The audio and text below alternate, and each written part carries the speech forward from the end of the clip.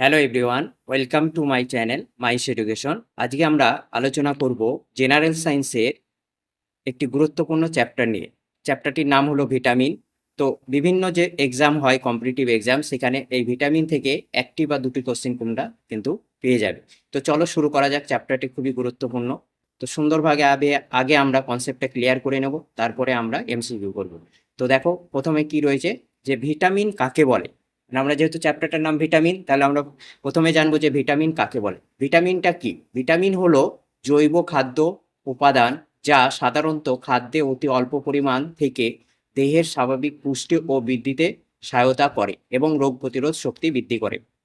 ভিটামিনটা ভিন্ন কোনো জিনিস নয়, এটা আমাদের সাধারণ যে খাবার আমরা খাই তার মধ্যেই থাকে, অল্প পরিমাণে থাকে, যেটা দেহের স্বাভাবিক পুষ্টি বৃদ্ধিতে এবং রোগ প্রতিরোধ ক্ষমতা বৃদ্ধি করতে সাহায্য করে। এটার নামই হচ্ছে ভিটামিন। এই ভিটামিন প্রথম কে আবিষ্কার করে বা প্রথম কে খোঁজ করে? খাদ্যের মধ্যে যে ভিটামিন আছে সেটা প্রথম খোঁজ করে হচ্ছে ক্যাসিমির ফাঙ্ক। ক্যাসিমির ফাঙ্ক বিজ্ঞানী প্রথম দেখেন যে খাদ্যের মধ্যে একটা উপাদান রয়েছে যেটা মানুষের বা বিভিন্ন জীবের স্বাভাবিক পুষ্টি বৃদ্ধি এবং রোগ প্রতিরোধ ক্ষমতা গড়ে তুলতে সাহায্য করছে, এবং তার একটা ভিন্ন নামকরণ করেন। সেই নামকরণটাই হচ্ছে ভিটামিন। এবার আমরা জানবো যে ভিটামিন কয় প্রকার ও কি কি। ভিটামিনকে আমরা দুটো ভাগে ভাগ করেছি, মানে আমাদের যতগুলা ভিটামিন রয়েছে সেগুলোকে আমরা দুটো ভাগে ভাগ করেছি। একটাকে বলছি জলে দ্রবণীয় ভিটামিন, আর একটাকে বলা হচ্ছে তেলে দ্রবণীয় বা ফ্যাটে দ্রবণীয় ভিটামিন।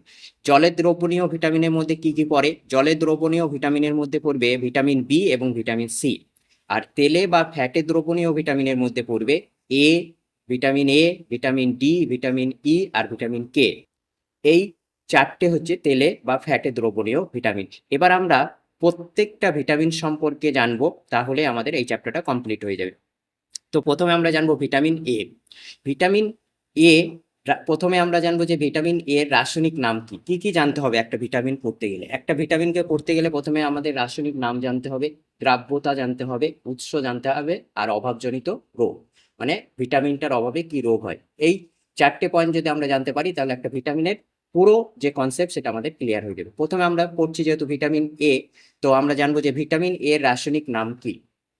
ভিটামিন এর রাসায়নিক নাম কি? সঠিক অ্যান্সার বা ভিটামিন এর রাসায়নিক নাম হচ্ছে রেটিনল। ২ নম্বর দেখো, দ্রাব্যতা। দ্রাব্যতা মানে ভিটামিন এ কিসে দ্রবীত হয়? আমরা যে একটা চার্ট পড়ে আসলাম যে জলে দ্রবণীয় ভিটামিন আর তেলে দ্রবণীয় ভিটামিন। তা ভিটামিন এ জলে দ্রবণীয় না তেলে দ্রবণীয়? তা এখানে আমাদের ভিটামিন এ মনে রাখবো যে এটা হচ্ছে ফ্যাটে বা তেলে দ্রবণীয় ভিটামিন। আর উৎস মানে কোন কোন খাবার থেকে আমরা ভিটামিন এ পাই, যেমন ধরো গাজর, কুমড়ো, বিভিন্ন মাংসাশী প্রাণীর যকৃৎ, এগুলা হচ্ছে সব ভিটামিন এর উৎস। ভিটামিন এর অভাবে যে গুরুত্বপূর্ণ রোগটা হয় সেটা হচ্ছে রাতকানা রোগ। রাতকানা রোগ হচ্ছে ভিটামিন এর অভাবে সংঘটিত একটি গুরুত্বপূর্ণ রোগ। অনেকবার এটা পরীক্ষায় এসছে। তো এই ছিল আমাদের ভিটামিন এ সম্পর্কে জানার বিষয়। কি রাসায়নিক নাম হচ্ছে রেটিনল।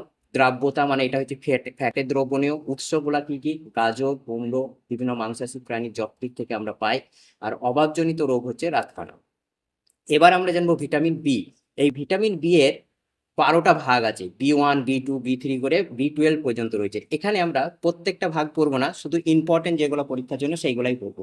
তো প্রথমে আমরা জানবো যে ভিটামিন বি1। ভিটামিন বি1 এর রাসায়নিক নাম কি? ভিটামিন বি1 এর রাসায়নিক নাম হচ্ছে থিয়ামিন।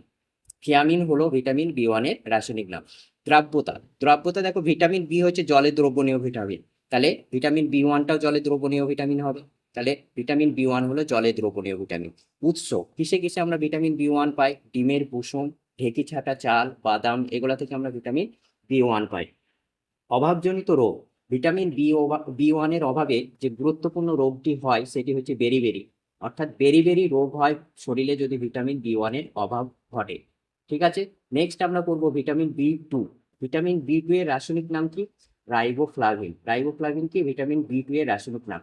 দ্রাব্যতা, যেহেতু বি হচ্ছে জলে দ্রবণীয়, তাহলে বি এর যত কম্পোনেন্ট হবে সবগুলাই জলে দ্রবণীয় হবে, এটা তোমরা মনে রাখবে। তাহলে বি2টা কিসের দ্রাব্যতা হবে? জলে দ্রবণীয় বা জলে দ্রাব্য। এর উৎস কি? ভিটামিন বি2 এর উৎস দেখো, যকৃৎ, ডিমের সাদা অংশ, নোটে সার, এগুলা হচ্ছে ভিটামিন বি2 এর উৎস। অভাবজনিত রোগ। ভিটামিন বি2 এর অভাবে কি রোগ হয়?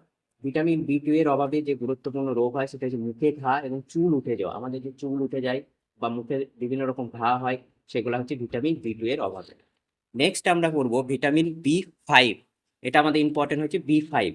তো এখানে ভিটামিন বি 5 এর রাসায়নিক নাম কি? Pantothenic acid. পেন্টোথেনিক অ্যাসিড হলো ভিটামিন বি 5 এর রাসায়নিক নাম। দ্রাব্যতা কি হবে? জলে হবে, জলে দ্রাব্য। উৎস কি হবে? যকৃৎ, মাংস, দুধ, রাঙা আলু, এগুলি হলো ভিটামিন বি 5 এর উৎস। অভাবজনিত রোগ, কি রোগ হয় ভিটামিন বি 5 এর অভাবে? মনে রাখবে যে ভিটামিন বি 5 এর অভাবে আমাদের স্নায়ু এবং চর্মের বিভিন্ন রোগ হয়, মানে আমাদের স্নায়ু ঘটিত বিভিন্ন রোগ এবং চর্ম ঘটিত বিভিন্ন রোগ দেখা যায় ভিটামিন বি 5 এর অভাবে। নেক্সট হচ্ছে ভিটামিন বি 12। এর রাসায়নিক নাম কি? এর রাসায়নিক নাম হচ্ছে সাইনোকোবালামিন। কোবালামিন। সাইনোকোবালামিন হচ্ছে ভিটামিন বি 12 এর রাসায়নিক নাম, খুবই ইম্পর্টেন্ট। এবং এটা দ্রব্যতা কিসে হবে বা দ্রবীভূত কিসে হবে? জলে। উৎস কি হবে? মাছ, মাংস, ডিম। মাছ, মাংস, ডিম এর উৎস হচ্ছে ভিটামিন বি 12। অভাবজনিত রোগ, অভাবজনিত রোগ হচ্ছে ভিটামিন বি 12 এর অভাবে যে গুরুত্বপূর্ণ রোগটি হয় সেটা হচ্ছে রক্তাল্পতা বা অ্যানিমিয়া রোগ হয়, খুবই ইম্পর্টেন্ট পরীক্ষার জন্য। নেক্সট আমরা দেখো বি এর কম্পোনেন্ট আমি বললাম যে 1 থেকে 12টা রয়েছে, তার মধ্যে আমরা ইম্পর্টেন্ট যেগুলো পরীক্ষায় বিভিন্নবার এসেছে সেইগুলাই করব।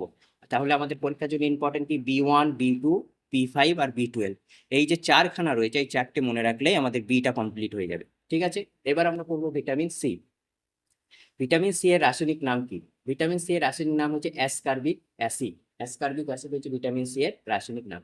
দ্রাব্যতা, দ্রাব্যতা কি? ভিটামিন সিও জলে দ্রবীভূত হয়। উৎস কি? লেবু এবং টক জাতীয় যত ফল রয়েছে সেগুলো হচ্ছে ভিটামিন সি এর উৎস।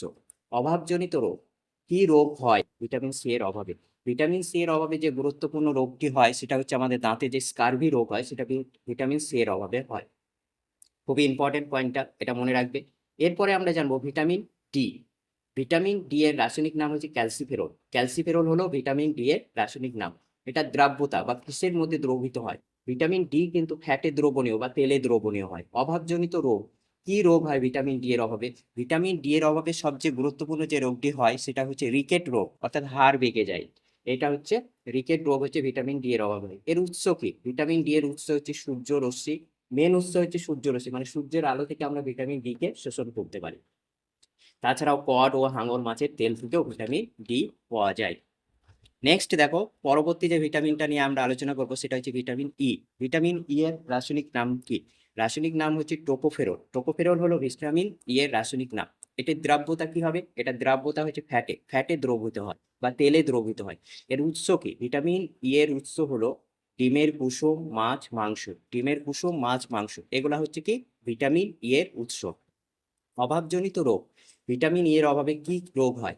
এক হচ্ছে পেশি টান টান হয়, জনন অঙ্গের বৃদ্ধিতে ব্যাহত হয়। আমাদের যে জনন অঙ্গ রয়েছে সেগুলোকে স্বাভাবিক যে বৃদ্ধি তার একটা ব্যাহত ঘটে ভিটামিন ই এর অভাবে। নেক্সট এবং আজকে শেষ যে ভিটামিনটা নিয়ে আমরা আলোচনা করব সেটা হচ্ছে ভিটামিন কে। ভিটামিন কে এর রাসায়নিক নাম কি? ন্যাপথোকুইন। ন্যাপথোকুইন হলো ভিটামিন কে এর রাসায়নিক নাম। দ্রাব্যতা, দ্রাব্যতা কি? এটা ফ্যাটে বা তেলে দ্রবণীয়। উৎস কি? উৎস হচ্ছে সামুদ্রিক মাছ এবং ডিম। বিভিন্ন সামুদ্রিক মাছ এবং ডিমের মধ্যে ভিটামিন কে আমরা পাই। অভাবজনিত রোগ, ভিটামিন কে এর অভাবে কি রোগ হয়? সবচেয়ে গুরুত্বপূর্ণ একটি যে রোগটি হয় সেটা হচ্ছে রক্ত তঞ্চনে ব্যাহত হয়। অর্থাৎ কোনো একটা স্থান কেটে গেলে রক্ত দেখবে কিছু সময় পর জমাট বেঁধে যায়। যদি ভিটামিন কে এর অভাব থাকে কারো শরীরে তাহলে কিন্তু ওই রক্তটা চট করে জমাট বাঁধতে চায় না, এটাই হচ্ছে রক্ততঞ্চন। তো এটা কার অভাবে হয়? ভিটামিন কে এর অভাবে হয়। তো এই ছিল আজকে আমাদের ক্লাস ভিটামিন সম্পর্কে। এরপরে আমরা এমসিকিউ আলোচনা করব। আশা করি ক্লাসটি ভালো লেগেছে। ভালো লাগলে অবশ্যই চ্যানেলটি লাইক, শেয়ার এবং সাবস্ক্রাইব করে দিও। Thank you watching for this video.